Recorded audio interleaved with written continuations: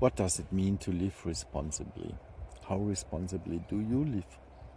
Living responsibly means being aware of the impact of your actions on others and on the environment and acting accordingly. It is a comprehensive approach that includes self-reflection, caring, and commitment to the greater good, including yourself. On a personal level, living responsibly means making choices that not only serve your own interests but also respect the rights and well-being of others. This can include simply things like being honest, keeping commitments, and treating others with respect and kindness.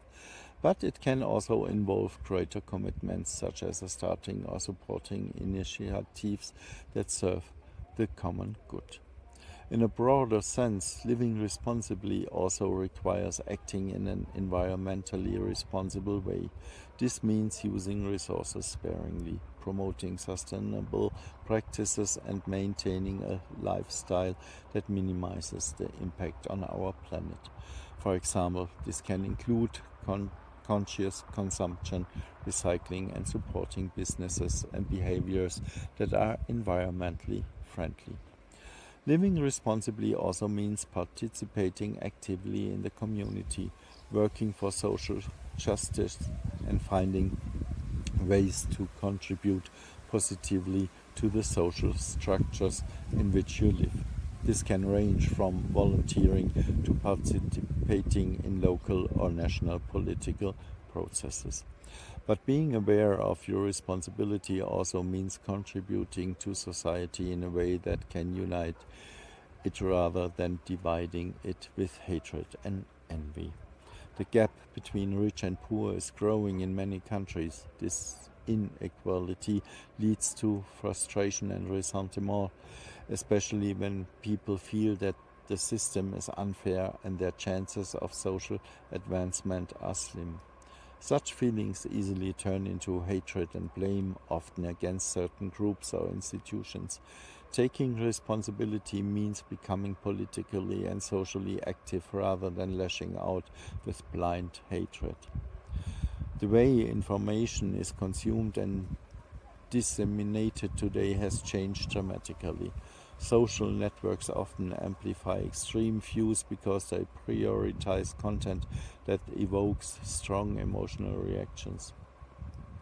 This can lead to echo chambers where people only see information that confirms their existing beliefs and where hate speech and polarization thrive more easily.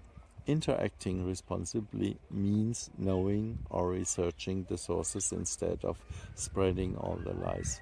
Political parties and movements often use the division of society to mobilize their base. This is not responsible behavior but an ego trip with a grasp for power.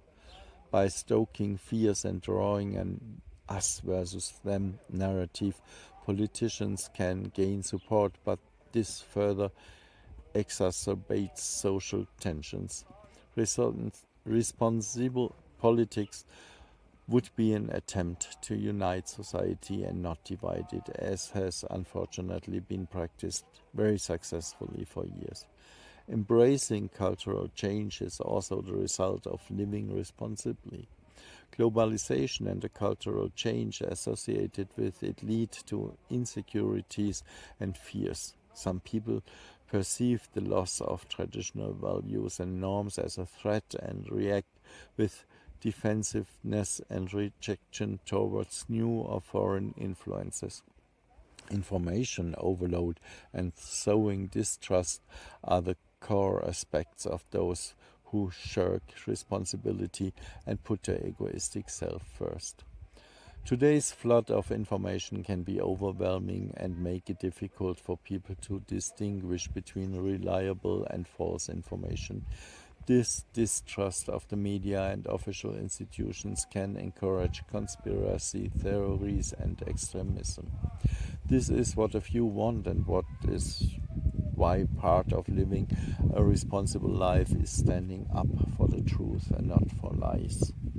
The increasing emphasis on identity issues be it based on ethnicity, gender, religion, or other characteristics, also contributes to the division of society if we do not accept the others and the other and deal responsibly with what is foreign to us.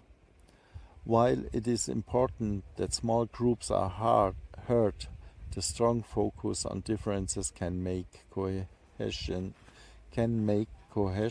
and understanding between different groups more difficult. Human psychology plays a major role in the question of what constitutes responsible action.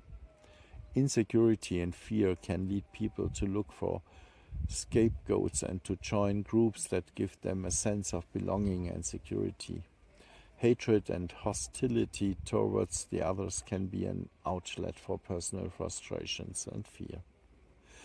The division of society and the level of personal responsibility is therefore a complex problem that includes both individual and collective aspects.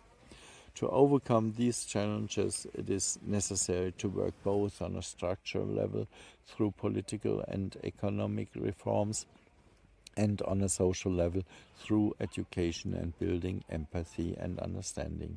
It takes a collective will and concrete measures to heal the rifts and create a fairer, more inclusive society. But above all, it requires the individual to see themselves as part of a society that benefits from differences and grows and develops in self-image through its members. How responsible is your life really? Where could you position yourself better? How could your individual responsibility help you move forward mentally?